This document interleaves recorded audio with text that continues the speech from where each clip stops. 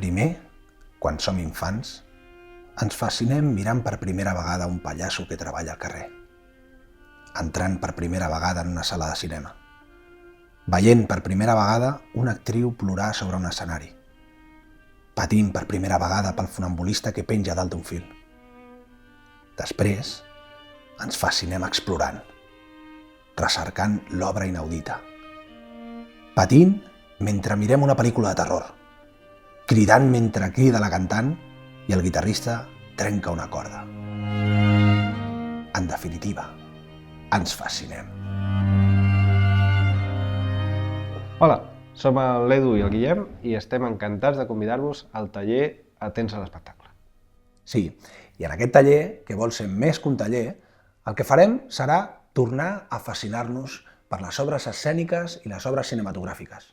Aprendrem a decodificar i analitzar totes les parts que la formen i d'aquesta manera aprendrem a gaudir-les molt més.